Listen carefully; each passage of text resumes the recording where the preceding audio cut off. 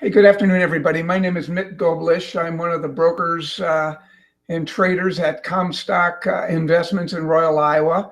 And today we're going to talk about the planning intentions, and I'm going to give the review a little bit differently than maybe some of you have heard this in the past, but might tie some of the things in my background in that I'd like to get across. And we're going to do that, and I apologize because you won't be able to see me the whole time, but I'm going to work through some charts, and then I'll come back with you at the end and give an opportunity to leave some contact information should you like any contact with myself or Comstock.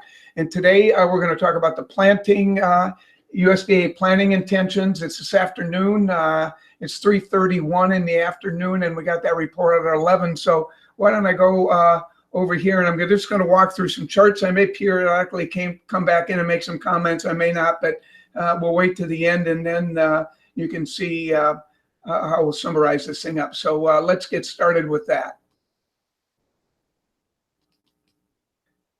I really want to talk about the Prospective planting review in a little different format. And you'll see as we flow through some of this, that's going to be based on kind of a foundational approach and some baselines between what the trade sees in this overall macro picture and then what the USDA comes out with.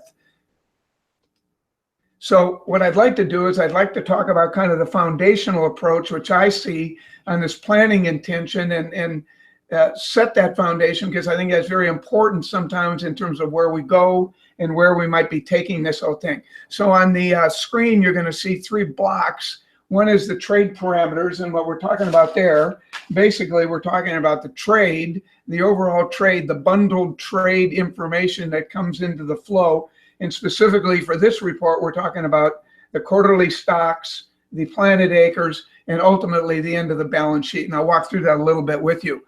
And then we see the planning intentions on USDA based on those trade parameters that we just mentioned. And those planning intentions take into account the acres, the stocks, and ultimately some of the information in the balance sheet. And ultimately at the end of the day, today, or be it Monday or on forward, I like to take the approach to say, okay, where does that information between the trade and the USDA that comes out, where does it take us in terms of following the money? And by following the money, I mean, where does that money go into and out of the marketplace based on corn, beans, and wheat, what we're going to talk about today?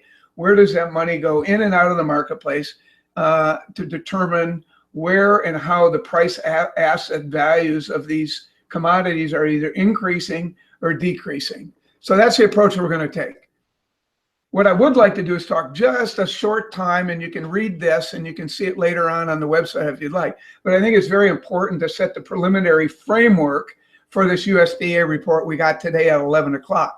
And that framework, again, is some of that trade information. But here on the left side of your screen, you see there's some major items I talk about: macroeconomic and financial and fundamental factors in the world today. And there's a lot more than this. I'm just giving a representative example, and you can see those. And I might pick out one that people like to talk about in terms of agriculture, which I kind of put on the right side. But say, for instance, you want to know what the impact of reduced consumer spending might be in terms of the impact on the balance sheet and the trade and USDA bundled up assumptions, and so forth. And those things are very important as we go in on these foundational approaches and look at the balance sheets, the stocks, and ultimately what we're going to plant. And on the right side, just some foundational approaches in terms of a more focus on U.S. agriculture. So those are just items that will impact and continue to impact the marketplace in terms of varied degrees. One of the foundations I talked about, the trade estimates, there they are. They're for acres. You can see that. We don't need to go through that in the individual boxes. Those are the bundled up trade, the commercials, the wholesalers, the managed money putting together their thought process in terms of what the acres are. And it's important to see the average against what the March 1st a year ago was. And there are the stocks. So that's the foundation what we're talking about, as well as some balance sheet items. When I say that first block you saw in the arrow of the flow of the trade estimates. Here's the balance sheet. Here's the average balance sheet. And by the balance sheet, it's just like your commercial balance sheet or your personal financial balance sheet or your corporate financial balance sheet. And I won't go through all the items, but you can see it just carries it down. And most important for most people on a balance sheet, depending on what type of balance sheet it is, or not depending on what type of balance sheet it is, but the most important thing is usually what falls out at the bottom. That's usually the driver of the bus. And remember, these things are constantly updated as we get new information in, but a lot of this stuff is going to be impacted on what we talked about on the slide before in terms of geopolitical and global dynamics, and also unique U.S. agro-business economics. So there's the balance sheet. I highlight the bottom because the ending stocks seem to be kind of the important end game trump card or poker card, so to speak, in terms of what holds sometimes the most directional value at the end of the day for a lot of these fundamental dynamics. Now, this is kind of just a fun slide to throw in here. And this says, what does it say? What it says is now we've kind of set the foundation in that arrow we saw on the second slide. Now we've set the trade foundation, and now we're ready at 11 o'clock this morning, and we get the USDA planting intentions. And what happens? The trade might be with the USDA. The trade might be against the USDA. The trade might be trying to balance USDA, or we might be in unison. And those are what those arrows showing. And we might be all of those, or we might be some of them. And we might be some immediately short term until the immediate dust settles, or we may carry some of these on through the system. And I think that's important because one day we might be one of these blocks and one day we might be another block. So with that in mind, now we come out with the USDA report and today, the planning intentions. And what does that tell us? Okay, we get a number. We get a black and white number, and there it is. And you know, it depends on what the trade reads into the dynamics of those markets. You just saw on the slide before in terms of whether we're in contention here, or whether we're in agreement, or whether we're merging, or whether we're moving apart, and so forth and so on. And I won't read all these numbers to you, but you know, the keys are the acres and the stocks. The keys are what we're going to plant, and the keys are what in those definitions in terms of those dynamics, those products that we're going to plant, what are we carrying right now? And both of those obviously are critical factors in the line items we just looked at in the balance sheet. So now we get the report. We saw we had the trade foundation.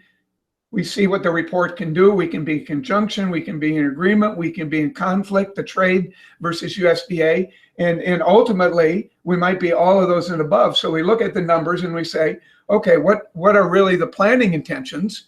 And I believe we had a little error here in terms of, but let me go back. Excuse me. Let's go back to the planning intentions on corn. And we just went over those numbers, okay, that you saw in the master results of the planning intentions from the USDA. I put it in a little smaller graph here, and we say, okay, what were the hot buttons? What did the marketplace read in?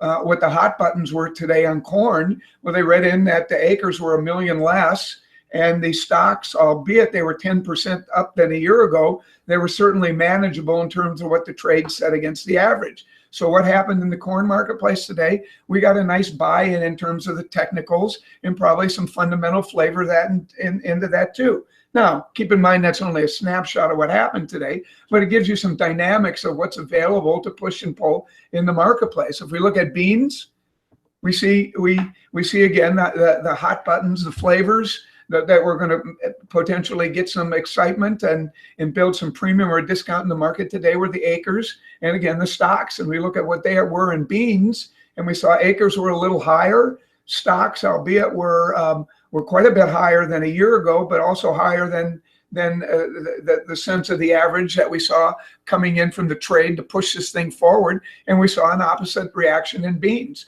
And that's not certainly my discussion with you all today. Certainly isn't saying this is a steady direction one way or another in the marketplace. My only point is, if you kind of look at it with trade foundations as the baseline, and then you get the report on the USDA with these critical infrastructure dynamics as we go into the report, this is the kind of reaction you can get out of it. So that being said, it is what it is. And these charts were the end of the day on 1:30 on the close of the grains in Chicago. So what does all that mean? Well, and I'm certainly not going to say we're certainly go longevity one direction or another, but let's just take a look at what that might mean, or kind of the overall dynamics in terms of where that could go. What did the balance sheet or what did the takeaways from the March report say? The foundations, the trade put forward, and now ultimately the excuse me, the USDA planting intentions that came out, and just some very general macro bullet points on the left of your screen. Quarterly stocks overall, especially on the beans, appear neutral and or negative. Okay, and that's just a statement. And I wouldn't try to read too much into it. That just set the foundation of what that might be. There's a sense of building pressure into the marketplace that we're going to have big competitive crops from South America. And is that big? Is that big neutral? Is that big small basis? How it impacts our balance sheet? That's certainly to be seen, to be determined. We're looking currently at stable weather impact. And I'm not saying that's going to be long term or that longevity is going to move the same thing. I'm simply saying we're looking at modeling right now based on what we got as a foundation today. And then finally, there's a lot of rumor and noise right now on fluid trade links in distribution. And certainly that, we could go to another slide and list 4 more bullet points, and on so be it. Excuse me. My only point is, if you look at those, kind of a takeaway, and you look at a foundational approach to this report today, building off what the trade said, rejuvenating direction from what the USDA did set against the trade assumptions, and then looking at, say, okay, now we've got a couple of snapshots in time, and this is what we've got to live with. Where is this going to take our balance sheet? Where is this going to take opportunities fundamentally, technically, geopolitically, geoeconomic, and so forth and so on, based on that framework we talked about? And ultimately, where is that going to drive where the cash goes? And ultimately, cash is king, because cash is going to go where assets are either undervalued or overvalued, and that's going to create flow. So that's what I'm talking about. Cash is king, and follow the money. And I hope that's clear how we're talking about that. And we have a snapshot now. This is a foundational stage 1, phase 1 approach where we're going. And next time you can look at it as we rebuild, we reevaluate, we redesignate, we retool, we change the balance sheets and so forth. Then the cycles may change, and the sense of those cycles might change in terms of where we're looking at undervalued or overinflated assets and how capital comes in and out of the marketplace. And certainly fundamentals are playing a key sector into that. And on the right-hand side of the screen, rather than drawing a flow chart, I drew a cycle, because these things are always cycling themselves in as money comes into and out of the marketplace. So I take away those bullet points from the planning intention. Those are the macro fundamental building blocks we're taking away from here, and we see where the market moves this. So I'd like to thank you. I'd like to thank you for the time and to share this with you. And I will check out here, but we're at Comstock Investments. We're at 712-933-9400 is our number. Again, I'm Mitt Goblish. I'm on the trading and brokerage team here. Please give us a call. Give me a call if you have any questions about this. Otherwise, I look forward to having another Comstock webinar in the near future with you. And everybody, please have a safe and blessed weekend. Thank you much. Bye.